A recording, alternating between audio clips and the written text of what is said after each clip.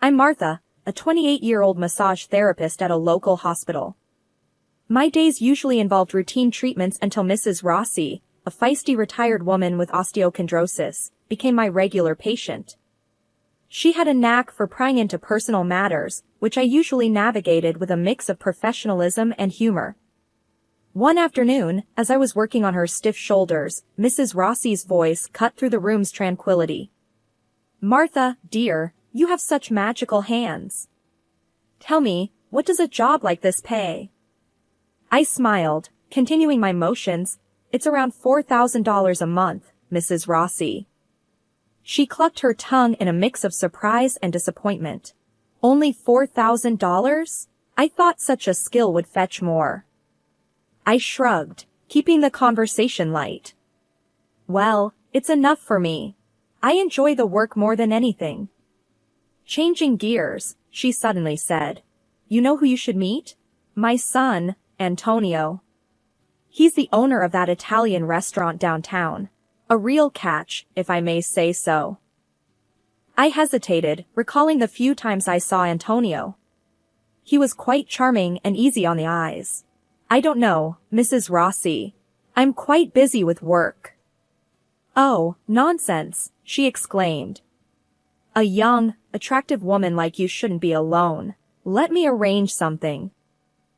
Before I could protest, she had already made up her mind. True to her word, she set us up on a date at his restaurant.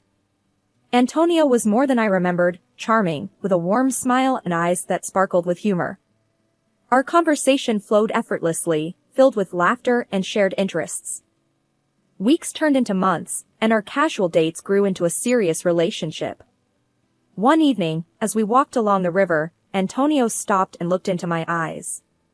"Martha, I've never met anyone like you. Will you marry me?" His proposal took me by surprise, but it felt right. "Yes, Antonio, I will." Our wedding was a small affair but full of love and joy. Afterward, Antonio suggested, "Why don't we move in with my mom? Her house is big, and we could save some money for our future." The idea seemed practical, and I agreed. Initially, life in the Rossi household was harmonious. I helped with chores, and we both contributed to the family expenses. Little did I know that this new chapter of my life would soon take a challenging turn. Living in the Rossi household started off as an agreeable arrangement, but a few months into our marriage, I began to notice a shift in responsibilities. It was gradual at first, but soon, the burden of household chores fell almost entirely on my shoulders. One weary evening, after spending the whole day relieving tense muscles and soothing aching joints at the hospital, I came home to a scene of chaos, dirty dishes piled high, laundry scattered, and the living room looking like it had been hit by a small tornado. Exhausted, I found Antonio sprawled on the sofa, engrossed in a football game. "Antonio, the house is a mess. Can you help me clean up?" I asked, trying to hide my frustration. He glanced around, seemingly oblivious. "Oh, it's not that bad, Martha. I had a rough day at the restaurant, lots of issues to deal with." I started picking up, feeling the day's fatigue weigh me down. "But you've been home for a while now, and I've just got back. It's only fair we both contribute." He let out a noncommittal grunt, eyes glued to the screen. "You're better at this stuff than I am. I'd just get in the way." This pattern continued, growing more defined with each passing day. I found myself doing all the cooking, cleaning, and managing the home, while Antonio's contributions became increasingly scarce. A few days later, I decided to have a serious talk with him. After dinner, which I had prepared, I broached the topic. "Antonio, we need to discuss the housework. It's becoming overwhelming for me to handle everything alone." He looked up from his phone, seemingly annoyed. "What's there to discuss, Martha? You're great at managing the house. I'm busy with the restaurant." His dismissive attitude stung. "But we're a team, Antonio. It's not just about being good at something. We should share these responsibilities." He sighed, a flicker of irritation crossing his face. "Look, I'll try to help out more, but you know my work is demanding. I'm running a whole business, not just giving massages." I bit back a sharp retort, feeling belittled and misunderstood. It's not about comparing jobs, Antonio. It's about supporting each other. As the days turned into weeks, the situation didn't improve. Antonio's promises to help more around the house remained unfulfilled. I found myself spending my few free hours doing household chores, feeling more like a housekeeper than his wife. One evening, as I collapsed on the couch after a long day, the reality of my situation hit me hard. The balance in our marriage had shifted dangerously, leaving me drained and undervalued. I realized that something needed to change, but I wasn't sure how to make Antonio see it too. The day Luca and his family moved in marked the beginning of an entirely new, exhausting chapter in our lives. Antonio broke the news to me nonchalantly, as if it was a minor change. "Martha, Luca lost his job. They can't pay rent, so they'll stay with us for a while," he explained, while I was setting the table for dinner. I stopped in my tracks, the plates in my hands feeling heavier. "For how long, Antonio? Our house isn't that big, and I'm already stretched thin." He shrugged, not meeting my eyes.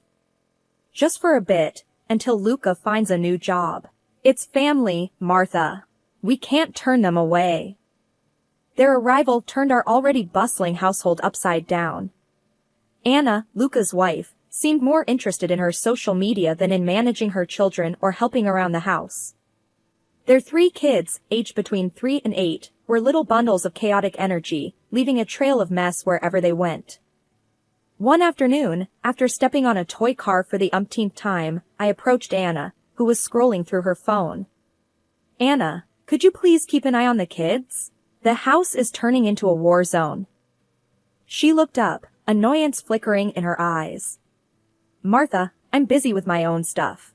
You don't have kids, you wouldn't understand." "But Anna, the mess and noise are overwhelming. I work too, and it's becoming impossible to manage," I said, trying to keep my voice steady. She scoffed. "Well, I guess you just need to get better at multitasking, then." I walked away, feeling a mixture of anger and helplessness. When I brought it up with Antonio, hoping for some support, his response was disheartening. "Babe, they're family. We need to be there for them," he said, not looking up from the TV. "But what about us, our home? It's turning into chaos," I protested. He waved his hand dismissively. "It's not permanent. Besides, you handle things so well, Martha. You're great at this." Weeks turned into months with no sign of improvement. Luca spent his days on the computer, claiming to be job hunting, while the kids ran around unchecked. Anna rarely lifted a finger to help, leaving me to deal with the aftermath of their daily tornado. I started to dread coming home. My once peaceful haven was now a source of endless stress. Each day, I walked into a house that no longer felt like mine, catering to a family that barely acknowledged my exhaustion. The burden of cooking, cleaning, and maintaining order fell entirely on me. Despite my pleas for help or even just a little consideration, I was met with the same responses. "You're so good at this, Martha," or "It's just for a little longer." I lay awake at night, wondering how a situation meant to be temporary had become my new, overwhelming reality. I felt trapped, undervalued, and utterly alone in a house full of people. The funny thing is that I invested my entire salary in their family every month, all of $4,000. And they took it for granted. The tension in the house had been building like a pressure cooker, and it finally exploded one hectic evening. I came home to the usual chaos and mess, utterly exhausted from my workday. The sight of the unkempt house was the last straw. "Antonio!" I yelled, finding him lounging on the couch with a beer in hand. "This house is a disaster. I'm busting my back at work and I come home to this mess every day." Antonio looked up, irritation flashing in his eyes. "Oh, cut the drama, Martha. It's just a bit messy. You're acting like it's the end of the world." I couldn't contain my frustration. "A bit messy? Look around. It's like a pigsty and I'm the only one cleaning it up." That's when he lost it. He stood up abruptly, towering over me. "Lazy? You call this lazy? I work my ass off at the restaurant while you just rub people's backs." And now you whine about a few dishes. His harsh words felt like a slap in the face. That's not fair, Antonio. I'm not your maid. This is supposed to be our home, not just mine to clean. Before I could say more, Mrs. Rossi chimed in, her voice dripping with disdain. Oh, please, Martha. You're just a freeloader here, living in my house, using our things. And you have the nerve to complain. I was taken aback by her vicious tone. A freeloader? Mrs. Rossi, I contribute to this house, I work hard too. She scoffed. Work hard? Ha! A real woman takes care of her home and family. You're just sloppy and ungrateful. Their words echoed in my head, each one a stinging affirmation of how little they valued me. I stood there, shaking with a mix of anger, shock, and hurt. Antonio didn't let up. You should be thankful, Martha. You have a roof over your head because of us. Maybe if you managed your time better, the house wouldn't be such a mess. I felt a surge of defiance. I am not your servant, Antonio. I am your wife, and I deserve respect. But it was like talking to a brick wall. They had their minds set, seeing me as nothing more than an accessory to their home. Lying in bed that night, I realized that this wasn't a home, it was a prison. And I was trapped with people who saw my efforts as trivial and my presence as a nuisance. It was a sobering, painful realization that I was in a battle I was losing. The day Antonio announced he wanted a divorce felt like a surreal nightmare. It happened during one of our rare family dinners, where the tension was already thick enough to cut with a knife. I was passing the salad when Antonio cleared his throat. Everyone, I have something to say, he announced, his voice eerily calm. I want a divorce, Martha. I froze, the bowl in my hands almost slipping. What? Antonio, what are you talking about? His gaze was cold, devoid of the warmth I once knew. I've met someone else, Martha. She's better for me. The room went silent. Even Mrs. Rossi looked shocked, but not for the reasons I hoped. How much does she earn? She blurted out, her priorities crystal clear. $8,000 a month, Antonio replied proudly, as if he'd won some prize. I felt like I'd been punched in the gut. You're leaving me for money? He shrugged, the man I married nowhere in sight. It's not just about the money, Martha. She understands me, unlike you. I was struggling to process everything. And you think this is okay? To drop this bomb in front of everyone? Mrs. Rossi piped up, her voice sharp. Well, it's about time he found someone worthy. Someone who can actually take care of him. The sting of her words was overshadowed by the utter betrayal I felt from Antonio. He slid the divorce papers across the table. Just sign these, Martha. Let's end this amicably. My hands trembled as I took the pen. I felt numb, the reality of the situation sinking in. Amicably? After everything I've done for this family? Antonio's expression was cold, detached. It's for the best, Martha. You'll see.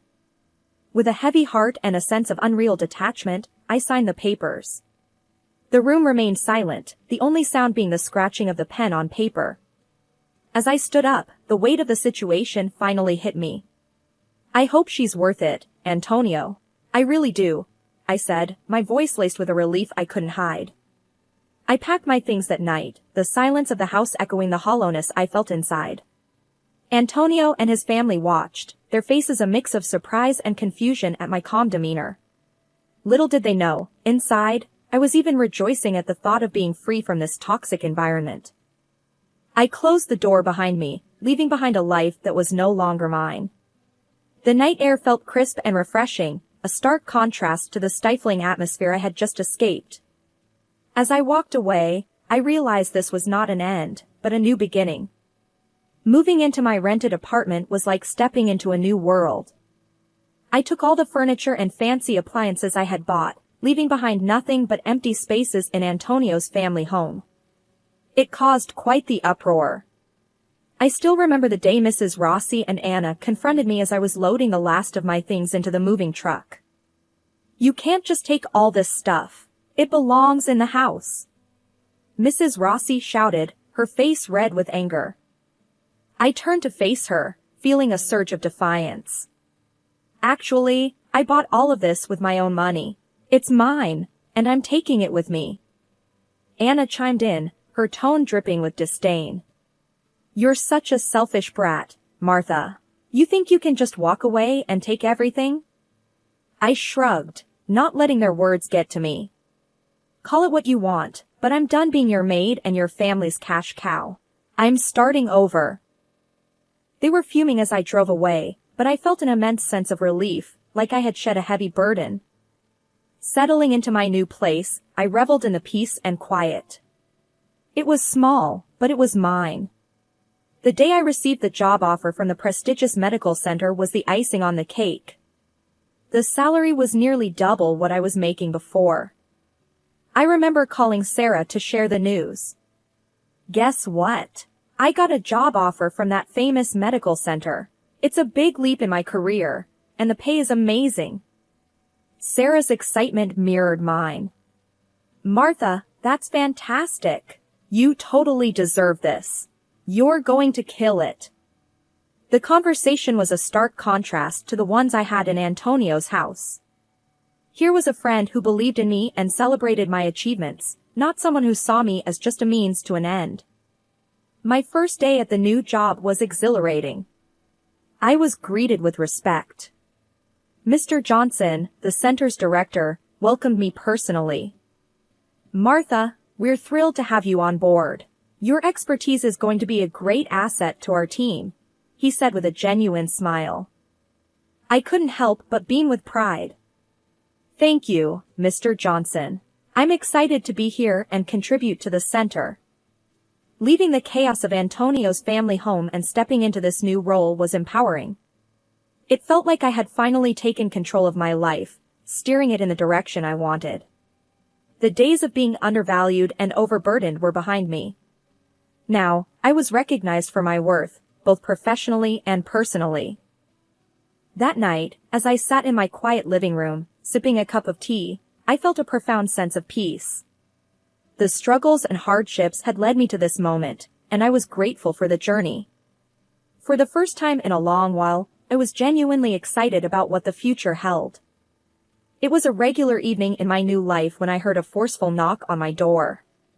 I opened it to find my ex-mother-in-law, Mrs. Rossi, standing there with an expression that reeked of desperation and frustration. What do you want, Mrs. Rossi? I asked, not hiding my annoyance. She barged in, her voice laced with urgency. Martha, you need to come back. Antonio's restaurant is tanking. We're drowning in debt. I couldn't help but snort. Come back? After the way you all treated me? You've got some nerve. She glared at me. You're part of this family. It's your responsibility to help us out. I crossed my arms, feeling a surge of defiance. My only responsibility is to myself. I'm not your family's ATM, Mrs. Rossi. She was seething. You ungrateful wench. You think you're too good for us now, huh? Sitting pretty in your fancy apartment? I shook my head, amused by her audacity. I'm not ungrateful. I'm just done being used. What happened to that woman Antonio left me for? Mrs. Rossi's face twisted in displeasure. That gold digger? She left him as soon as the money troubles started. Shows what she was really after. I burst into laughter, the irony too rich to ignore. Well, looks like karma really does come around. Her eyes narrowed. You think this is funny? We're struggling here, Martha. I leaned against the door frame, my resolve firm. Not my circus, not my monkeys anymore, Mrs. Rossi. I've moved on. You should too. She huffed, her anger palpable. You'll regret this, Martha. When you're all alone and miserable, you'll wish you'd helped. I smiled, the sense of freedom filling me with confidence. I doubt that. Goodbye, Mrs. Rossi, and don't come back. She stormed out, slamming the door behind her. As I locked it, I felt a wave of relief wash over me. That chapter of my life was closed for good. I was finally free from the toxic grasp of a family that never truly valued me. My life was my own now, and I intended to live it on my terms. Life after the divorce and the last encounter with Mrs. Rossi felt like a breath of fresh air. I was thriving in my new job and enjoying my newfound independence. One day, while enjoying a coffee break at the wellness center, my colleague Mike dropped by. "Hey, Martha, I heard about your run-in with the ex-mother-in-law. You okay?" Mike asked, concern in his eyes. I chuckled, shaking my head. "More than okay, Mike. It's like a bad sitcom, you know? I'm just glad it's over." Mike smiled. "You've got some guts, Martha. Most people wouldn't have handled it as well as you did." I sipped my coffee, feeling a sense of pride. "I guess I just reached my limit, Mike. No more drama for me." The conversation shifted to work, and as I talked with Mike, I realized how much my life had improved. I was no longer weighed down by the negativity and manipulation of my former family. Later that week, I caught up with Sarah over dinner. She had been my steadfast supporter through all the ups and downs. "You look great, Martha.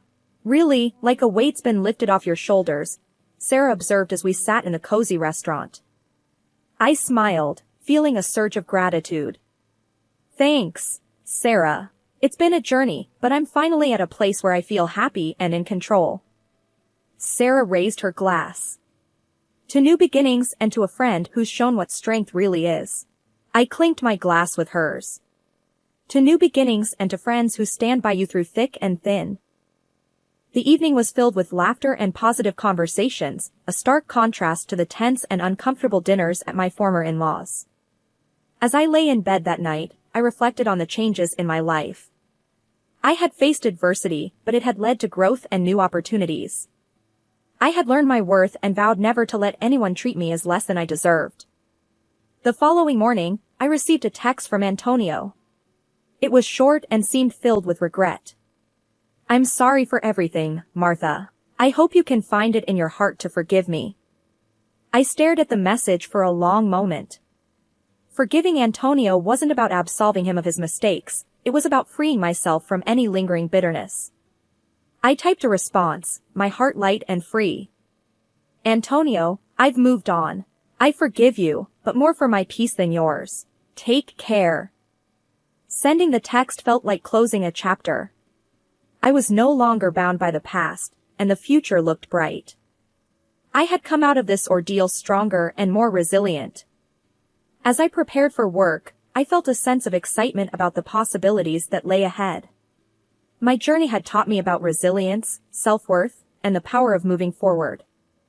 I was ready for whatever life had in store for me, and I knew that no matter what, I had the strength to face it head-on.